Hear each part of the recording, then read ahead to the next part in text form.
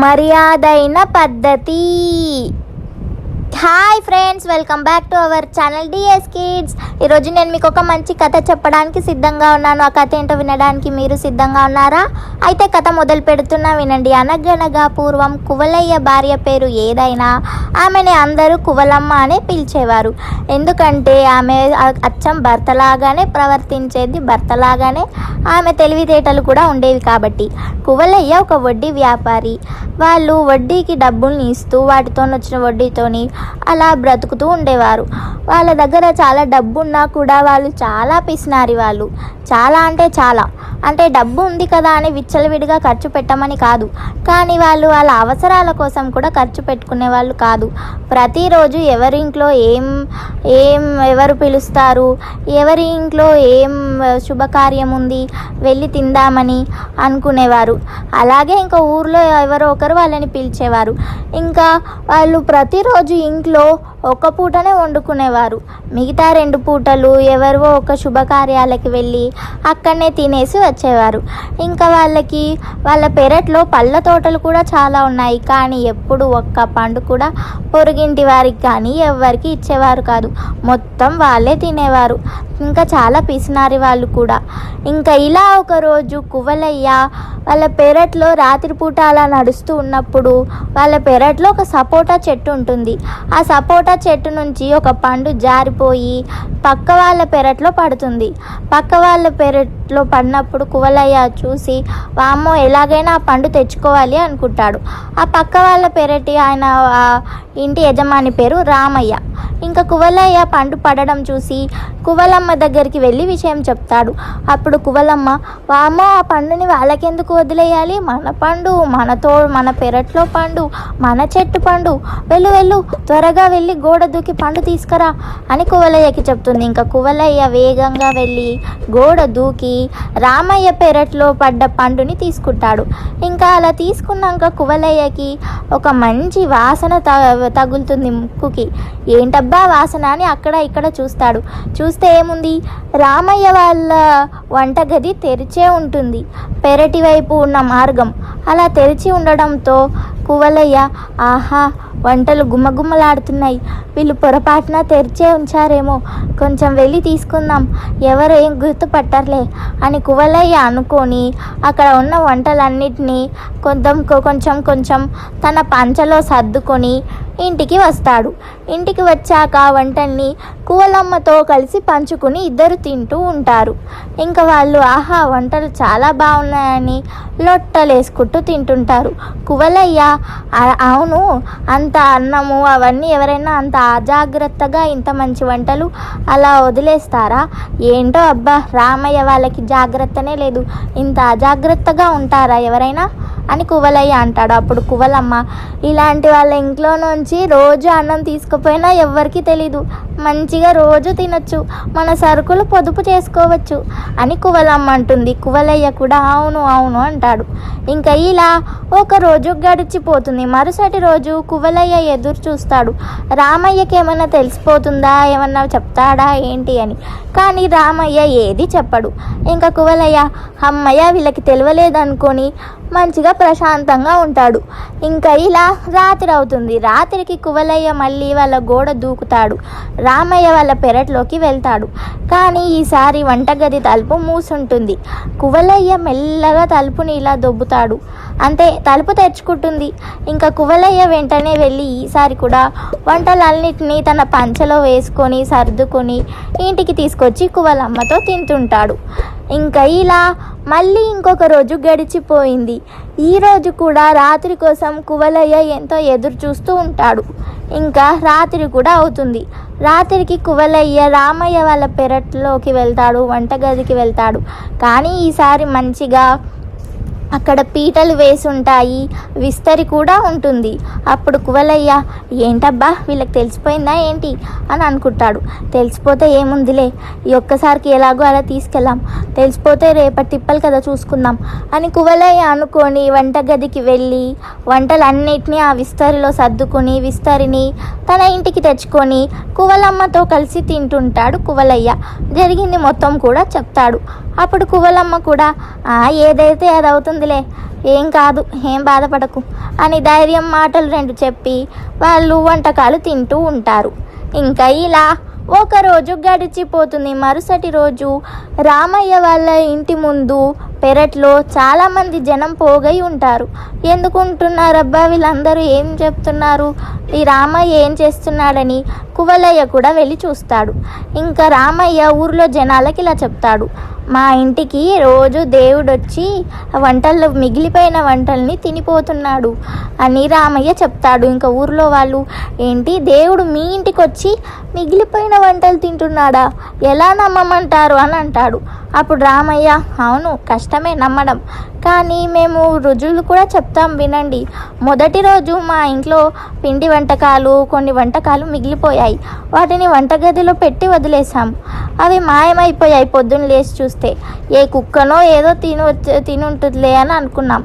తర్వాత రోజు వంటగదికి తలుపు కూడా వేసాం, తాళం కూడా వేసాం. అయినా కూడా ఆ రోజు పొద్దున వంటలు మాయమైపోయాయి. మరి దీన్నేమంటారు? సరే, ఈరోజు కూడా ఎలాగో అలా కుక్కనో ఏదో ఒకటి చేసింది అనుకుందామని ఆ రోజు రాత్రి మేము పీటలు పరిచి విస్తర్లు పెట్టి వెళ్ళిపోయాం మా పడుకోవడానికి, మా గదికి. ఇంకా తెల్లవారుజామున లేచి చూస్తే విస్తరి కూడా ఉండదు. ఏ జంతువు అయినా తిని వదిలేస్తుంది, వెళ్తుంది. విస్తరి తీసుకొని వెళ్తుందా? దేవుడే మా ఇంటికి వచ్చి రోజు మా వంటల్ని తిని మాకు ఆశీర్వాదం ఇచ్చి వెళ్తున్నారు. ఆ విస్తరి కూడా తీసుకెళ్ళిపోయారు. దేవుడే రోజు మా ఇంటికి వచ్చి తినిపోతున్నాడు అని రామయ్య చెప్తాడు. ఇంకా ఊర్లో వాళ్ళందరూ, అవునా, అయితే దేవుణ్ణి ఎలాగైనా దర్శించుకోవాలి అని ఆ రోజు రాత్రి అందరూ ఎదురు చూస్తున్నారు, ఆ రోజు రాత్రి కోసం. ఇంకా ఇలా రాత్రి అవుతుంది. రాత్రికి ఊర్లో వాళ్ళందరూ దేవుడి కోసం రామయ్య పెరట్లోనే ఎదురు చూస్తూ ఉంటారు. ఇంకా కువలయ్యకి తెలుసు కదా అది దేవుడి పని కాదు, తన పని అని. ఇంకా కువలయ్య, వామ్మో ఈ రామయ్య ఏంటి ఇలా చేశాడు, నేను ఇంకా వెళ్తే అందరూ నన్ను చూసేస్తారు, లేదు లేదు నేను వెళ్ళను అని కువలయ్య అక్కడికి వెళ్ళలేదు. ఇంకా ఇలా ఒకరోజు గడిచిపోయింది. మరుసటి రోజు అందరూ ఊరు జనాలు, ఏంటి దేవుడు రాలేదేంటి, దేవుడు రాలేదేంటి అని అంటారు. ఇంకా దేవుడి కోసం ఆ రోజు రాత్రి కూడా వాళ్ళు ఎదురు చూస్తుంటారు, అయినా కూడా దేవుడు రాలేదు. ఇంకా ఇలా ఇంకొక రోజు గడిచిపోయింది. మరుసటి రోజు పొద్దున రామయ్య ఊరి జనాలతో ఇలా అంటారు, దేవుణ్ణి రహస్యంగా చూడాలి, అలాగైతేనే ఆయన వస్తారు. ఇంతమంది జనం ఉంటే ఆయన ఎందుకు వస్తాడు? కాబట్టి అందరూ ఎవరి ఇళ్ళకి వాళ్ళు వెళ్ళిపోండి, రహస్యంగా చూద్దాం, దేవుణ్ణి రహస్యంగా దర్శించుకుందాం, అలా అయితేనే ఆయన వస్తారు. ఇంతమంది జనం ముందు దేవుడు ఎందుకు వస్తాడు అని రామయ్య అంటారు. ఇంకా ఊర్లో వాళ్ళందరూ కూడా రామయ్య చెప్పింది బాగానే ఉందని ఎవరింటికి వాళ్ళు వెళ్ళిపోయి ఎప్పుడు రామయ్య పెరట్నే చూస్తూ ఉంటారు. ఇంకా ఇలా ఆ రోజు రాత్రి వస్తుంది. రాత్రికి కువలయ్యకి భయం వేస్తుంది. వామ్మో, ఇప్పుడు నేను వెళ్తే ఎవరి ఇంటిలోంచి ఎవరు చూస్తారో, ముందే దేవుడు వస్తాడని అందరూ రహస్యంగా చూడడం మొదలుపెట్టారు. ఈ రామయ్య ఏంటి ఇంత పని చేశాడు అని అనుకొని ఈరోజు కువలయ్య రామయ్య వంట గదికి వెళ్ళకుండా ఉంటాడు. ఇంకా ఇలా ఒకరోజు గడిచిపోయింది. మరుసటి రోజు కువలయ్య కువలమ్మకి చెప్పి, నువ్వు వెళ్ళు, రామయ్య వాళ్ళ భార్య దగ్గరికి వెళ్ళి ఏదో ఒక మాటలు చెప్పి ఎందుకు ఇలా చేస్తున్నాడు అని కనుక్కో వెళ్ళు అని కువలయ్య కువలమ్మకి చెప్పి పంపిస్తాడు. ఇంకా కువలమ్మ రామయ్య వాళ్ళ భార్య దగ్గరికి వెళ్తుంది. ఆమె పేరు రామమ్మ. ఇంకా కువలమ్మ వెళ్ళి ఇలా అంటుంది, వదిన బాగున్నారా? అన్నయ్య ఏంటి ఇలా చెప్పారు? ఊర్లో వాళ్ళందరూ అన్నయ్యని వెర్రిబాగులోడు అంటున్నారు. దేవుడు వస్తాడని చెప్పాడు, చివరికి దేవుడు రాలేదు. అన్నయ్యని అందరూ వెర్రిబాగులోడు అది ఇది అని అంటున్నారు. ఎందుకు వదిన అన్నయ్య ఇలా తన పేరుని చెడగొట్టుకుంటున్నారు, అందరిలో నవ్వుల పాలు చేసుకుంటున్నాడు అని కువలమ్మ అంటుంది. అప్పుడు రామమ్మ, ఆయనేం వెర్రిబాగులవాడు కాదమ్మా, జాలిగుండె ఆయనది అంతే అని అంటుంది. అప్పుడు కువలమ్మ, నాకేం అర్థం కాలేదు వదినా అని అంటుంది. అప్పుడు రామమ్మ, చెప్తా మా ఇంటికి ఎవరో వచ్చి రోజు తినిపోతున్నారు, కేవలం అన్నం మాత్రమే తీసుకొని పోతున్నారు. అంటే అతను ఎంత గర్భదరిద్రుడో ఆలోచించు. అతని అన్నంని అసలు ఎవరైనా దొంగతనం చేస్తారా? అతనికి ఎంత గతి లేకుంటేనో, ఎంత ఆకలి వేస్తేనో, ఎంత దుస్థితిలో ఉంటేనో కేవలం అన్నం మాత్రమే వచ్చి తినిపోతున్నాడు.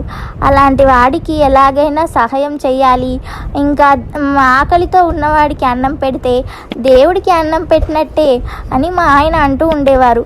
అందుకే అతని కోసం మేము ఒకరోజు పీటలు పరిచి విస్తర్లు పెట్టి కూడా భోజనం ఏర్పాటు చేశాము అని రామమ్మ చెప్తుంది. ఇంకా కువలమ్మ, అవును సరే వదిన, అన్నయ్య జాలిగుండే సంగతి తెలిసిందే సరే, కానీ అదేదో అతను ఎవరో ఒకవేళ గర్భదరిద్రుడు కాకపోతే అతను ఉన్నవాడే అయితే అప్పుడేంటి పరిస్థితి అని కువలమ్మ అంటుంది. అలా ఎందుకు అంటుందంటే ఈ ప్రశ్నతో వాళ్ళు చెప్పే సమాధానాన్ని బట్టి వీళ్ళ గురించి తెలిసిపోయిందా లేదా అని తెలుసుకోవడానికి కువలమ్మ ఇలా అడుగుతుంది. అప్పుడు రామమ్మ, అవును, మేము కూడా మా పెరట్లో మా వంటగదిలో ఉండి అతను ఎవరబ్బా అని తెలుసుకొని అతన్ని మందలించవచ్చు. కానీ పొరపాటున అతను ఏ పొరుగింటోడో, మాకు తెలిసిన ఏ మిత్రుడో అయితే అతన్ని ఏం మందలిస్తాము? అతన్ని అందరిలో ఏం మందలిస్తాం? పోనీ ఉత్తగా మందలిచ్చినా కూడా అతను అవమానంతో కృంగిపోతాడు. అరే నేను ఇలా చేశానే అని అవమానపడతాడు. ఇంకా అతనికి విలువ కూడా ఉంటుందా చెప్పు? అందుకే మా ఆయన ఇంత మర్యాదైన పద్ధతిని ఎంచుకున్నాడు. తెలిసిందే కదా, ఆయనది జాలిగుండే అని రామమ్మ చెప్తుంది. ఇంకా కువలమ్మకి అర్థమైపోయింది, వీళ్ళకి మా గురించి తెలిసిపోయింది, కానీ మమ్మల్ని బాధ పెట్టకుండా ఉండడానికి, మాకు అవమానం కలగకుండా ఉండడానికి వీళ్ళు ఇంత మర్యాదైన పద్ధతిని ఎంచుకున్నారు అని. ఇంకా కువలమ్మ వెళ్ళి కువలయ్యకి చెప్తుంది ఈ విషయం. ఇంకా ఆ రోజు నుంచి కువలమ్మ కువలయ్య దంపతులు ఎప్పుడు ఎంత పిసినారిగా ఉండలేదు. పిసినారితనంకి పొదుపుకి అర్థం తెలుసుకొని వాళ్ళ పిసినారితనంని చాలా వరకు తగ్గించుకున్నారు కువలయ్య దంపతులు. చూసారా ఫ్రెండ్స్, ఈ కథలో ఉన్న నీతి ఏంటంటే మీరు కూడా పిసినారికి పొదుపుకి ఎప్పుడైనా అర్థం తెలుసుకోవాలి. ఎక్కువగా పిసినారిగా ఉండొద్దు. ఓకేనా ఫ్రెండ్స్? ఈ స్టోరీ మీకు నచ్చితే లైక్ చేయండి, చాలామందికి వినిపించాలంటే షేర్ చేయండి. ఇంకా ఈ స్టోరీ గురించి ఏమైనా చెప్పాలంటే కింద ఉన్న కామెంట్ సెక్షన్లో చెప్పండి. ఇంకా మన ఛానల్ని సబ్స్క్రైబ్ చేయండి. సబ్స్క్రైబ్ చేసి పక్కనే ఉన్న బెల్ ఒత్తి ఆల్ ఒత్తండి. అలా బెల్ ఒత్తి ఆల్ ఒత్తితే నేనేమన్నా వీడియోస్ చేస్తే మీకు నోటిఫికేషన్స్ వస్తాయి. ఓకేనా friends? Bye. See you next week. ఇంకొక కొత్త మంచి స్టోరీతో నేను మీ ముందుకు వస్తా. నేను మీ బుద్ధుడిని. Bye. See you next week.